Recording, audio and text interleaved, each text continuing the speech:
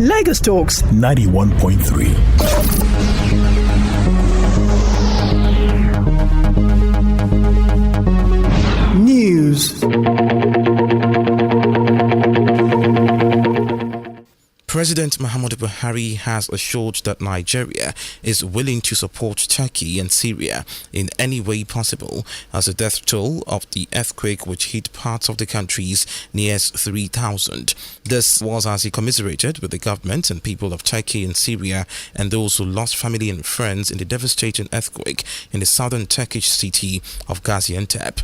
President Buhari made the pledge in a statement signed yesterday by his senior special assistant on media and publicity, Kaduba Shehu, titled Deadly Earthquake. President Buhari commiserates with Turkey, Syria, pledges support.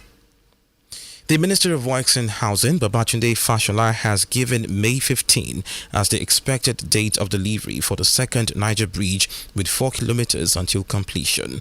Fashola made the disclosure during a live appearance on the channel's television program on Monday, saying the bridge as well as one side of the link road is completed except 4 kilometers of work remaining.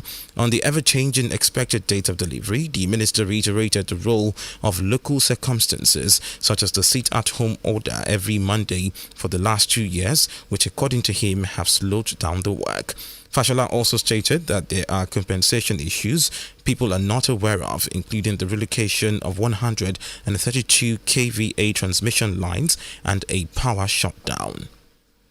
13 political parties out of the 18 political parties in Nigeria have threatened to withdraw from participating in the 2023 general elections slated for February 25 and March 11 if the CBN extends the deadline of February 10th for the Naira swap. Speaking on behalf of the parties yesterday in Abuja, the national chairman of the Action Alliance, Kenneth Udeze, said the parties commend the president and the CBN governor, Godwin Emefiele, on the redesign of the banknotes, insisting that the policy must stand.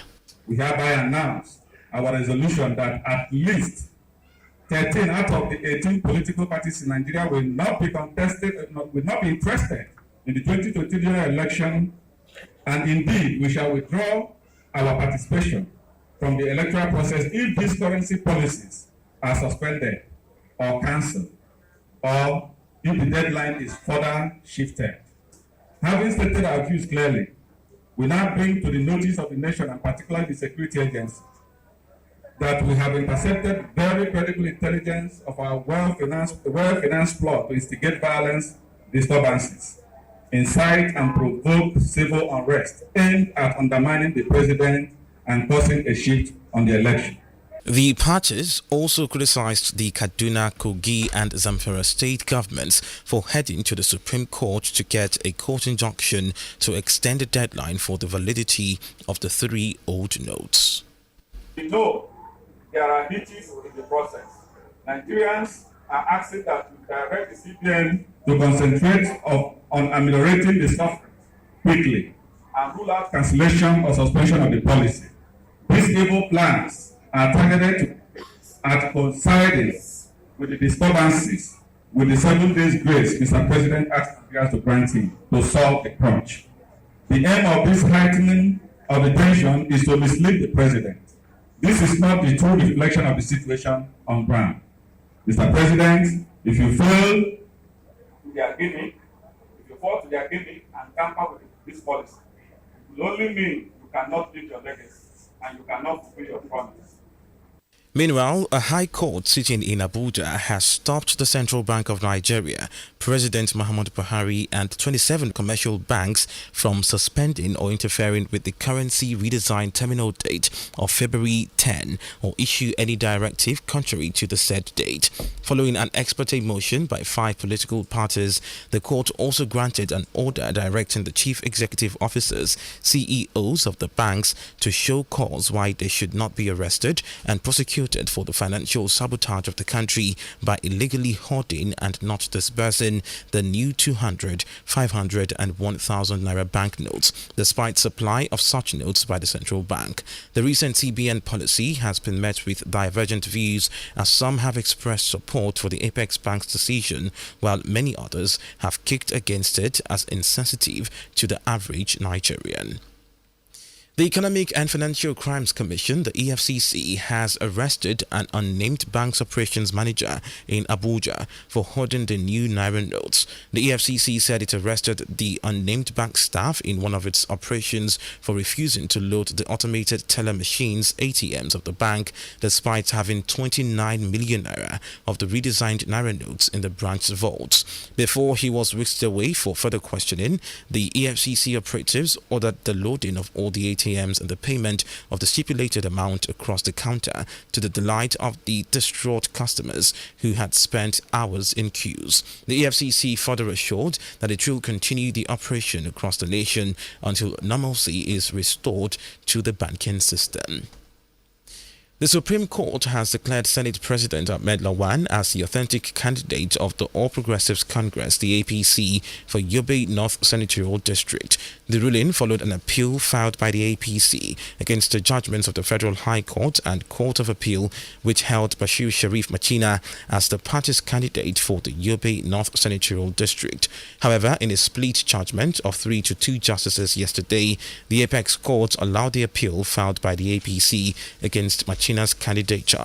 The Senate President described the Supreme Court's judgment as a victory for the party. He further expressed gratitude to his colleagues in the Senate for the support, love, and for the partnership. What happened was democracy at work. I want at this point to commend the Supreme Court and in fact the judiciary generally for making this kind of judgment to strengthen our democracy. I didn't, as a person, go to the Supreme Court to seek for a redress, but my party did. The people of Yobe North and Yobe State generally, and many political associates and well-wishers and supporters across the country and beyond, who showed interest that there has to be an appeal at the Supreme Court on this matter. So today, this victory is for all of us involved. I am the symbol, but the victory is for our party, the APC, and for democracy. Transporters associations under the auspices of Coalition of Transporters have threatened to picket headquarters of the Nigeria National Petroleum Company (NNPC) Limited over lingering fuel scarcity. The 6-point communique signed by Alhaji Jamilu Mai Aleri, the Chairman Trailer Drivers Association (TADAN), and 5 others after a one-day meeting held in Lagos on Sunday, January 5, said they had put their members across the country on alert to picket the NNPC Limited Abuja if nothing was done to urgently fix the problem. The association said they would continue to occupy the NNPC Limited towers until the problem was tackled, and its members engaged by the Independent National Electoral Commission (INEC) to transport election-related materials would be withdrawn if the problem was not resolved. Plateau State has declared today, Tuesday, Work-Free Day to mark its 2023 Forgiveness Day. Commissioner for Information and Communication, Mr. Dan Majang, who made the announcement in a statement, noted that Governor Simon Lalong gave approval for the holiday to enable the people of the state to celebrate the day. The state held an interdenominational service at St. Monica Catholic Church in Jos on Sunday to mark the Plateau Forgiveness Day, conceived to continue the restoration of peace on the plateau. And out to the foreign scene, rescuers are battling heavy rain and snow as they race against the clock to find survivors of a devastating earthquake in southeast Turkey. The World Health Organization (WHO) has warned the toll could increase by 8 times as rescuers find more victims. This is as South Korea is the latest country to offer its assistance to Turkey. This morning, President Yoon Suk-yeol issued an order to send rescuers and emergency medical items to the country. The confirmed death toll in Turkey has now risen to 2,921, according to the head of the country's Disaster and Emergencies Agency, Yunus Caesar, who adds that another 15,834 people have been injured. Authorities have released new video and audio captured moments before the death of a double amputee who was shot by police last month near Los Angeles in the United States of America. The 36-year-old Anthony Lowe, who was black, was fatally shot by police after allegedly refusing to drop a butcher's knife. The videos show Mr. Lowe attacking a man with a knife before police arrived on scene and officers shooting Lowe as he attempted to flee. Officers involved in Lowe's death have since been placed on on leave pending the results of that investigation, while his family earlier said they would file a lawsuit against the city of Huntington Park, alleging wrongful death and civil rights violations, as they claimed he did not pose a threat to police because of his condition and was undergoing a mental health crisis when he was killed on 26th of January. The case comes amid renewed scrutiny of police killings in the U.S. after the death of Tyree Nichols in Memphis, Tennessee. According to the Mapping Police Violence Database, nearly 1,200 people were killed by police in 2022.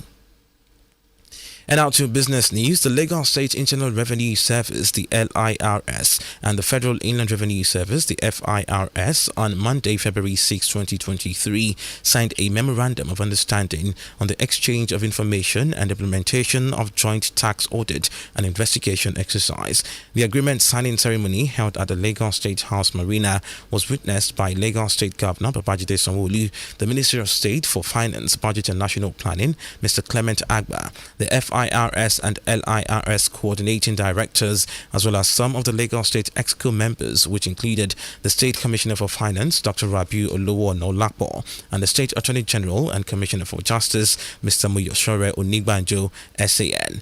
While the Executive Chairman, LIRS, Mr. Ayodele Subar, signed on behalf of the Lagos State, his counterpart, Mohammed Maman Nami, Executive Chairman, the FIRS, signed on behalf of the federal government. Speaking at the signing event, Mr. Ayodele Subar, Executive Chairman of the LIRS, in his remarks said the importance of the agreement was to foster greater collaboration between the two agencies. And finally, to sport news, the Premier League has charged Manchester City with more than 100 breaches of its financial rules following a 4-year investigation. It has referred the club to an independent commission over alleged rule breaches between 2009 and 2018. It also accused City of not cooperating since the investigation started in December of 2018. City said they were surprised by the charges and are supported by a body of irrefutable evidence.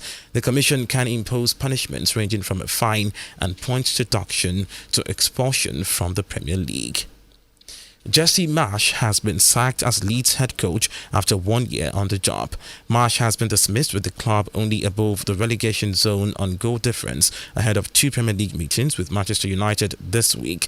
The 49-year-old was appointed as the successor to Marcelo Bielsa in February 2022 and helped preserve the club's Premier League status, which was secured with a dramatic final day win at Brentford in May. Lagos Talks 91.3.